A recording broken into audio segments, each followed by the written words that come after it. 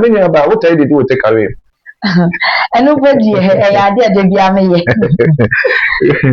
any so did do take away the NSC meaning so when you have baby and answer will be so or imported take away and ask what on take away rubber see be an answer adebia a far take away meaning so the movie so ono so yes every man be there and dey bubruja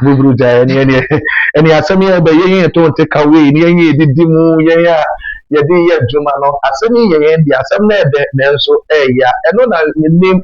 say 2026 May 25th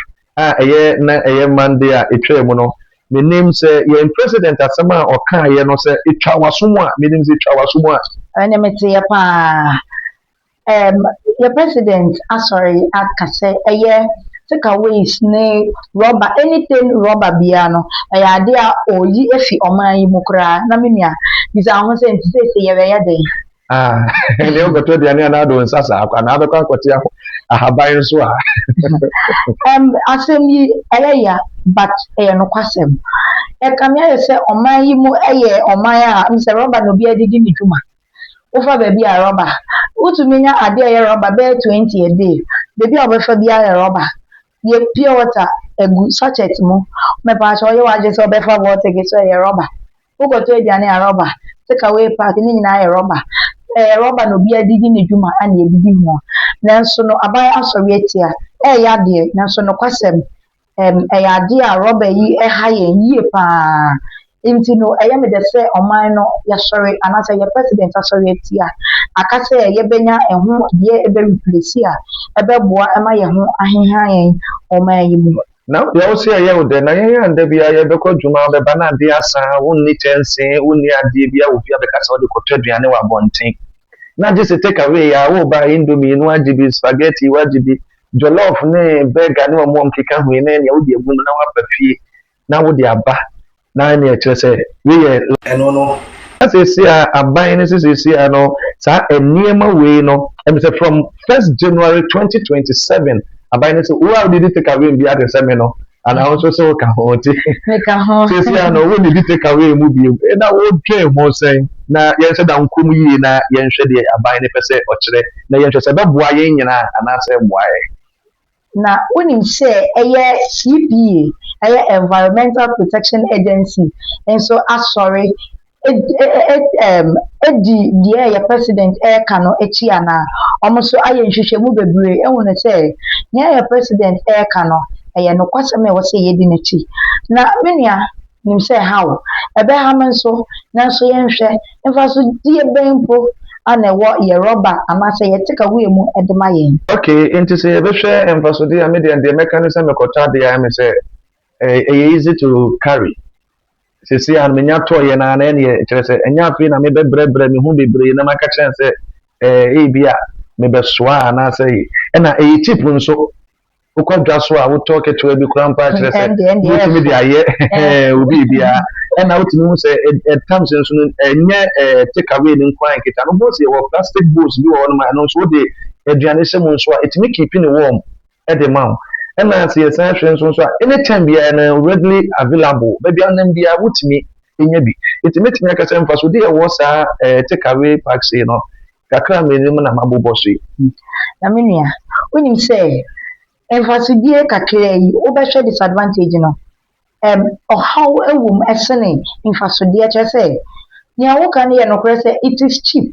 but when you say we a chair, you to me the banner. Boarding esin senya ya tono na ana eno nso de wo ho se ye hwe rubber ya aya na de cancer ebrain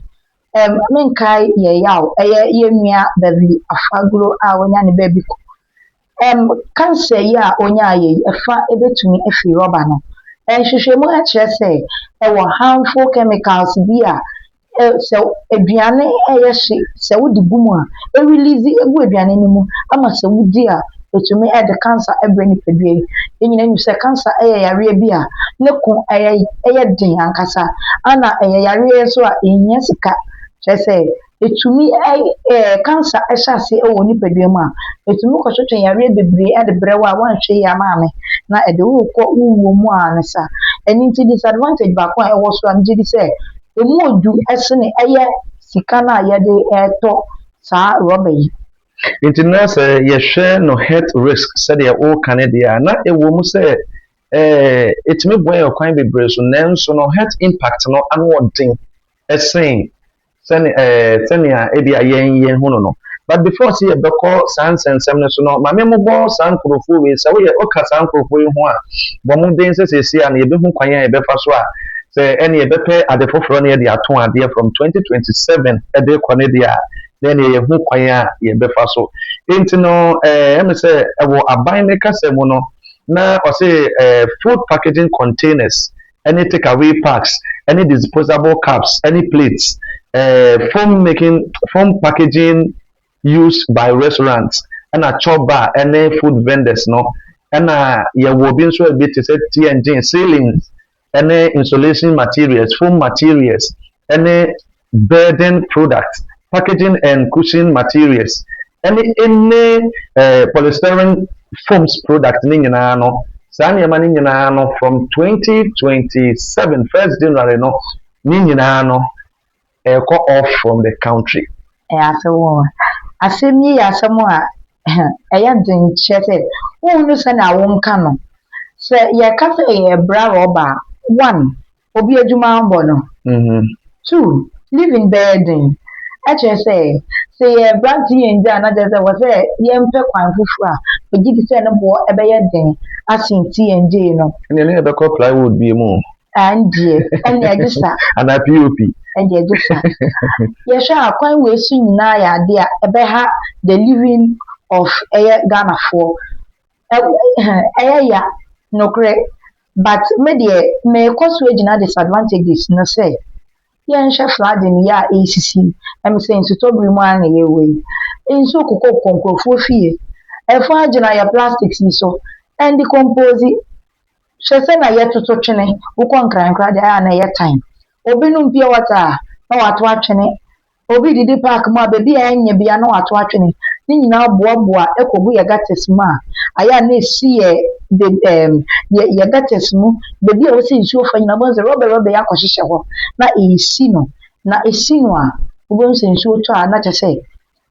ɛbum kama fa so na ɛkɔ nkurɔfoɔ fie mu na ɛgye nkurɔfoɔ nkwa ɛsɛ nkurɔfoɔ nyapadeɛ wei mu nyinaa ɛyɛ ade a ne boɔ dene ɛkyɛn deɛ a yɛfeel sɛ yɛbɛlusi nti ne mɛka sɛ yɛne aban ne yɛ adwene kyɛ sɛ wonim sɛ mpo fa hyɛ wɔ adwene mu anaasɛ adwene sɛ meyɛtɔ rɔba yi wie anaasɛ mesu rɔba yi wie a mɛhye no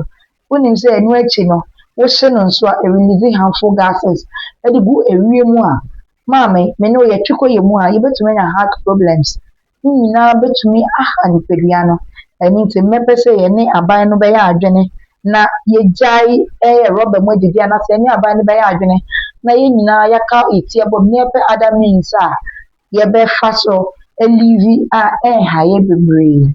Nti na yɛnam so ɛbɔ kɔkɔ sɛ obi a otie bia no from 2027 ne deɛ onyankopɔn yɛ adom na yɛte nkwa mu nko ade a yɛn styrofoam product ne nyinaa no a ɛyɛ polythene anaasɛ packs ne nyinaa no aban ɛbɛbra na mmom aban ɛde to dwa sɛ nkurɔfoɔ bi pɛ ɛna obetumi ama ɔmo use saa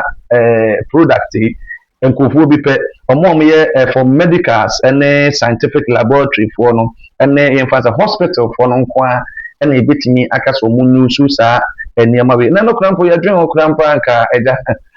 ɔmo nyinaa de aban de bɛba no nko ɔmo use bi but yɛn sɛ ɛho sɛ nhyehyɛeɛ bɛn ɛna aban no nso de agu akwam upon saying na yɛka na create awareness for the public no nhyehyɛeɛ bɛn na aban de esi akwam mu sɛ yɛn dua a ɛhyɛ yɛ kuma mu no abu a deɛ na yɛde bɛsi n'anan mu ɛbɛboa sɛ ɛsɛsi a yɛgyae polythene ne use so a bɛn ɛna yɛde bɛba bɛsi saa take away packs ne saa styrofoam product yi yɛde bɛsi anan mu ebɛtumi aboa restaurant vendors distributors yi ɔmo nso kora bɛyi anaasɛ yɛn consumers yɛkɔtɔ aduane yɛde gu yɛn mu no ebɛtumi asi anan mu ebɛtumi aboa yɛnim sɛ aban na yɛ ho nhyehyɛeɛ bi saa ɛno yɛ ade a yɛgu so a yɛretwɛn yɛnya ehu nhyehyɛeɛ aban ɛde agu kwan mu nanso no ɛme sɛ yɛyɛ akɔ yɛtete amammerɛ anaasɛ yɛtete abrabɔ ne mu bio because nka ne no yɛbɔ benku yɛde gu ahaban mu ɛme sɛ no ana yɛbɛkɔ ana ɛme sɛ gye sɛ yɛne Chinafoɔ ɛyɛ amammerɛ baako kyɛ sɛ ɔmo deɛ I'm saying campaign on the Omadina. Ọmọnyene yɛ mpɔbɔ bebree a yɛde bɛyɛ bebree yɛ nkamfo cap bebree yɛ nkamfo na ɔmode yɛ nti na sɛ megye di sɛ ahwɛ yɛkagye sɛ yɛde nkampuro saa sticks no a ɔmode di wɔn aduane na mesɛ gye sɛ yɛsua de wɔ a yɛde didi nti me nyinaa ka ho agya yɛsɛ yɛbɛto atwene deɛ sɛ deɛ atere a ɛyɛ disposable nyinaa yɛbɛtoto no nyinaa gu nti ɛdeɛ sɛdeɛ wɔwoka no sɛ nyankopɔn de ka me yɛ fɔ yɛnsa no ankasa yɛ fɔ dede nti ɛdeɛ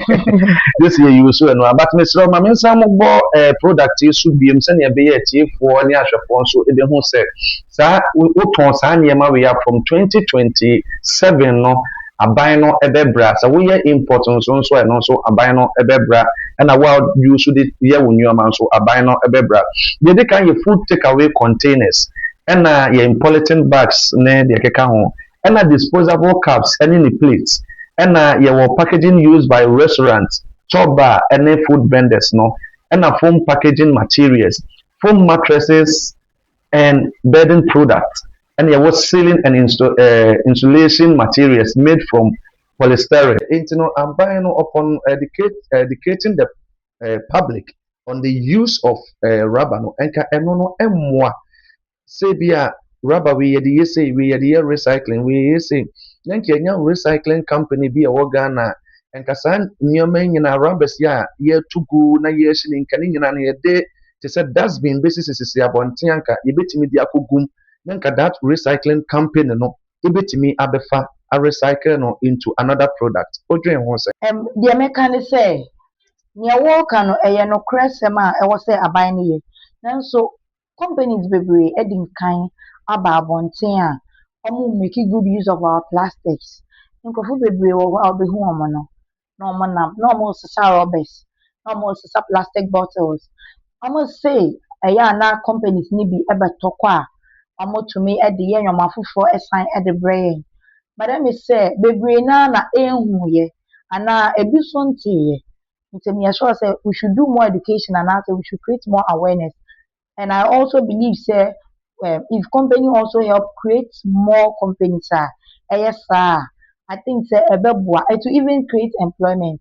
and also I think say company the government should also educate sɛnea wodi nkan kaeɛ no ne nyinaa yɛ adeɛ a yɛto ma yɛ president sɛ ɔbɛyɛ ho biribi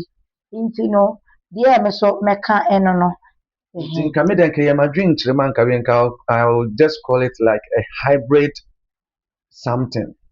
nka yɛnka ne nyinaa mu nka ban no nka ma wɔn sɛ ɔnka sɛ bi a 2027 no yɛngyae use but yɛmfa the proper way a nka yɛbɛtumi a recycle product no na nka akyire no nka yɛsan introduce the other alternative way te sɛ ebi wɔ hɔ no te sɛ paper packaging anaasɛ cardboard food containers anaasɛ reusable plastic containers ɛne aluminium food packages anaasɛ biodegradable packaging anka no nso no yɛbɛtumi aboa na nka mefa sɛ system no because sɛdeɛ yɛkɔto agu a yɛsɛ yɛgyae di no wobɛkɔ other countries na ɔmo nso de yɛ nneɛma bi a kyerɛ sɛ wotumi ho sɛ ɔmo bɛsan abɛto ama yɛn ɛkwan bi a so ɔmo bɛsan abɛto ama yɛn nti no me de megye de sɛ nka yɛtumi kɔ ne saa nka ɛbɛboa yɛn ɛma yɛn nso nneɛma nso ɛtumi akɔ yie de ama yɛn